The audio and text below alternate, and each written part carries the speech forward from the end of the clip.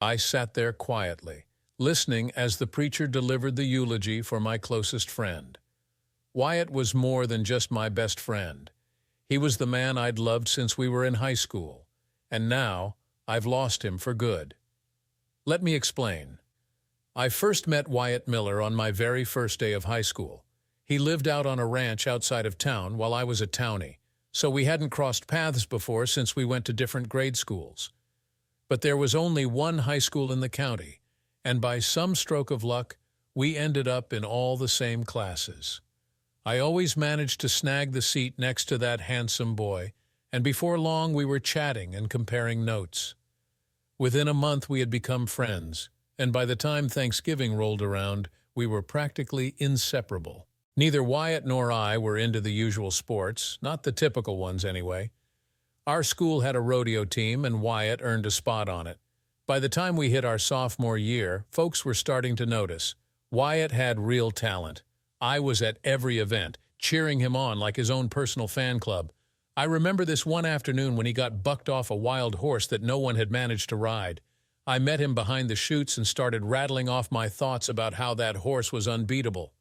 He stopped me in my tracks and said, "Luke, there's never been a horse that couldn't be ridden, and there's never been a cowboy that couldn't be thrown." That's something I'll never forget. In his senior year, Wyatt started getting scholarship offers from universities with rodeo teams, but he turned them all down. Why?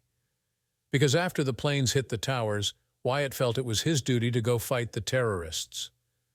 I didn't agree and tried to talk him out of it, but he joined the Marines and shipped out right after graduation. We were both still virgins back then.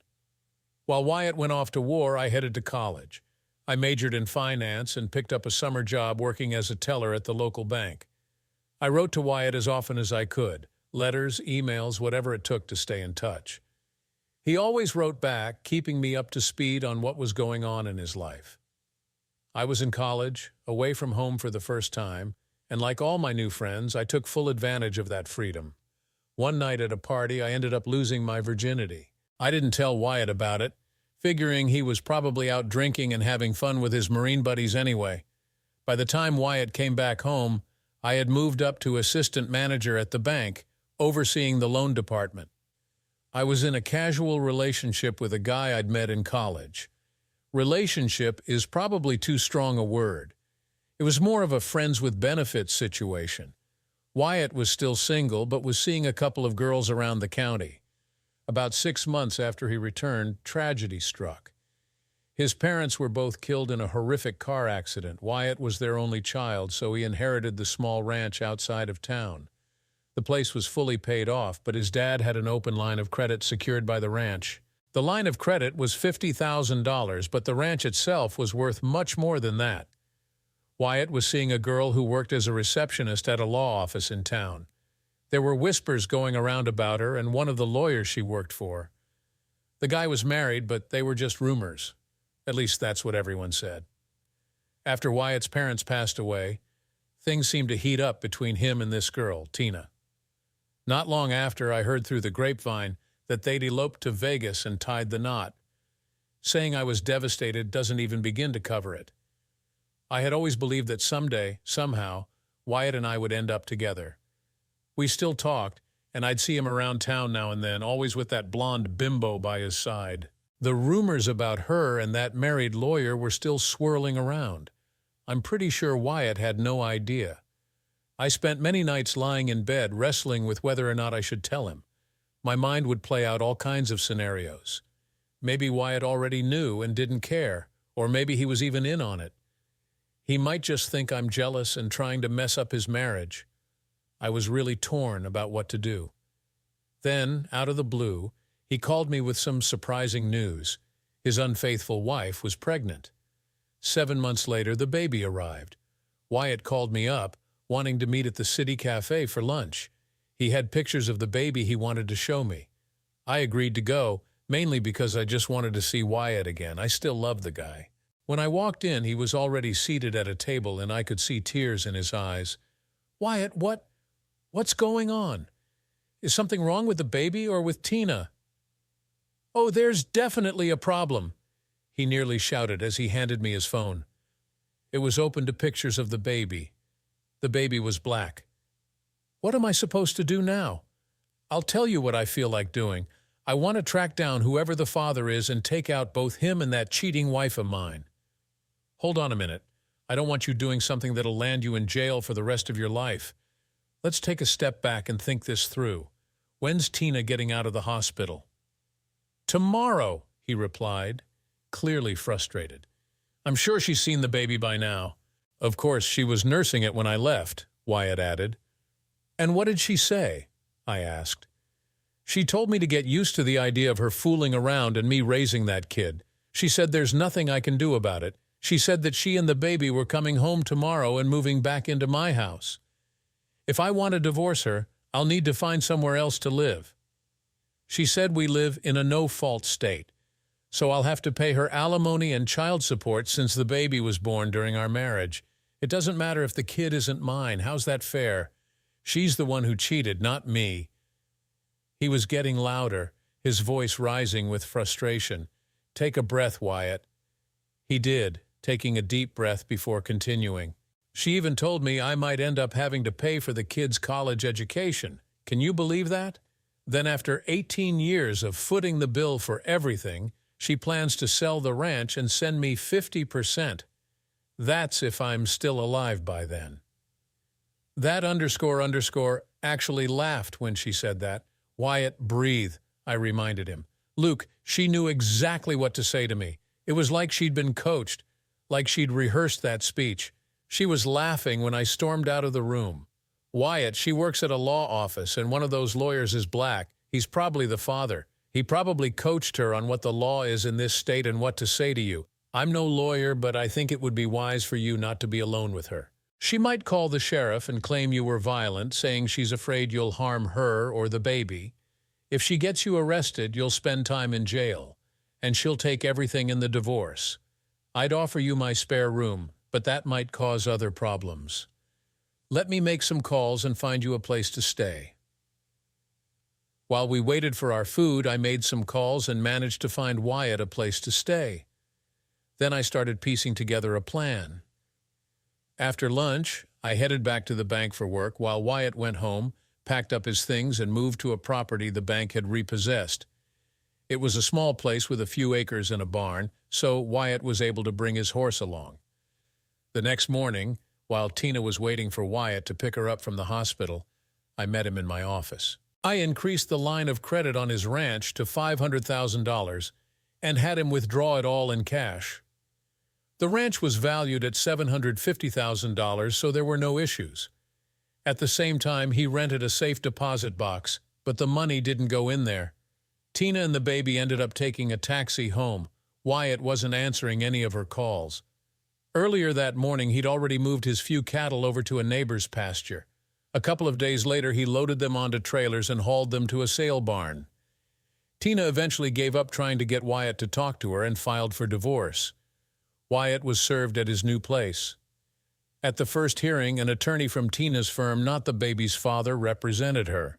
Wyatt didn't show up, but sent a lawyer from out of town, my friend with benefits, naturally. Wyatt was painted as the villain who abandoned his wife and newborn. The judge ordered him to pay for everything, including her legal fees. Everything was falling into place just as I'd planned. Before the first payment to his cheating wife was due, Wyatt went on a charity trail ride organized by the sheriff's department. Over 100 riders participated that morning. After about 3 hours on the trail, they reached the Wolf River, which was running fast due to recent rains. Wyatt told everyone to hold up. He'd cross first to make sure it was safe. He was about halfway across the river when it happened. His horse suddenly spooked. Some folks thought it was a snake swimming by. Others said it was a log rushing down the current.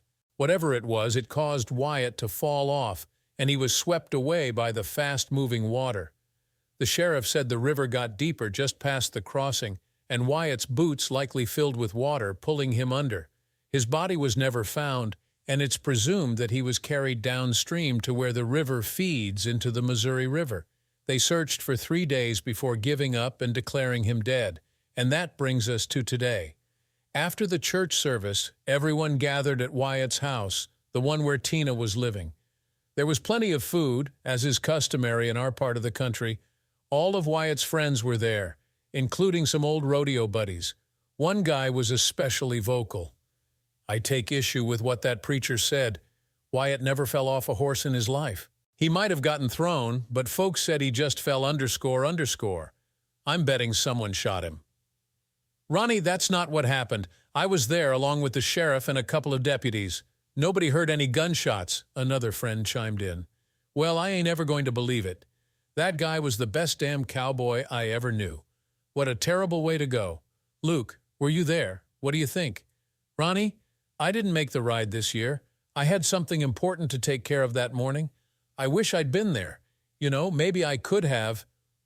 The sheriff cut in. "Stop. There was nothing anyone could have done. It happened too fast. We searched for him, but he was just gone." I excused myself and left the gathering. 2 days later, Tina and her baby's father showed up at the bank.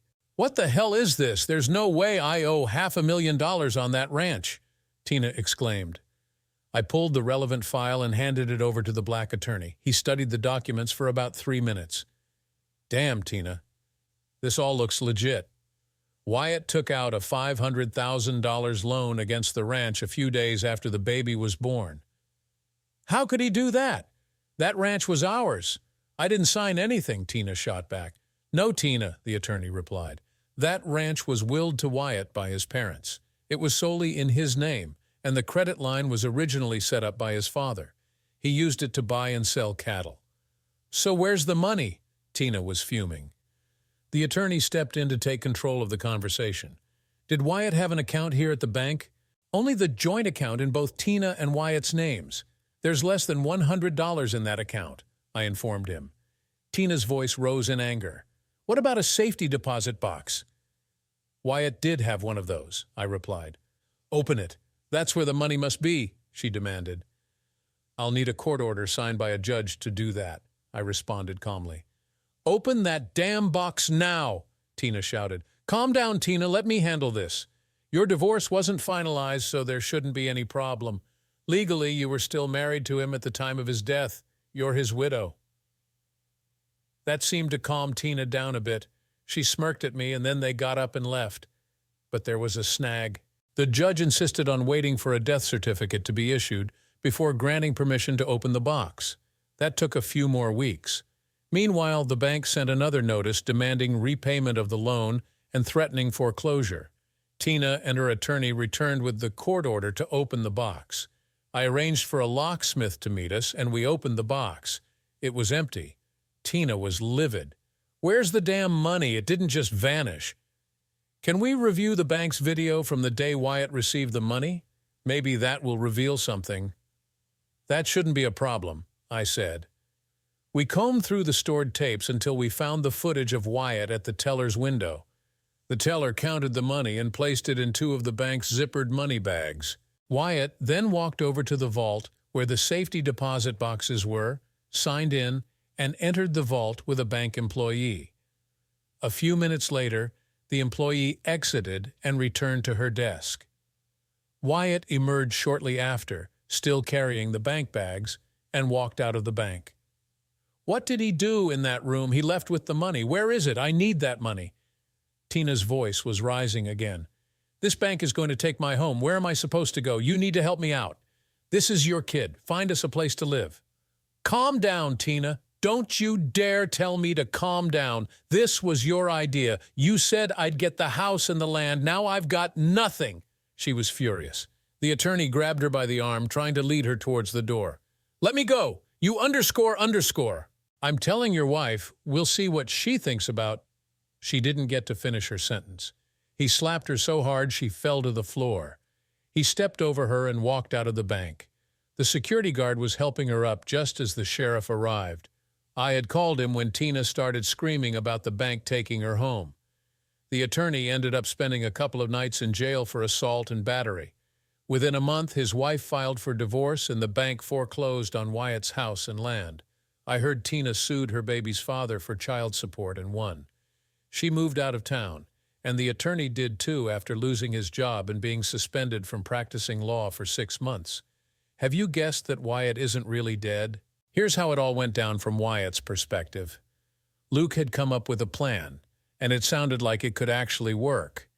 I mean, what other options did I have?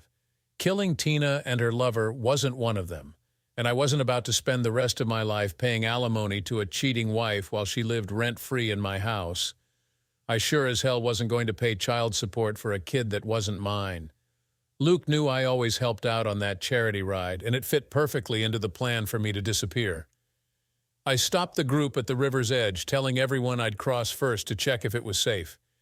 I made my horse rear, then deliberately fell into the river. I quickly swam underwater to the deepest part, staying under until I reached the cave that Luke and I had found when we were kids.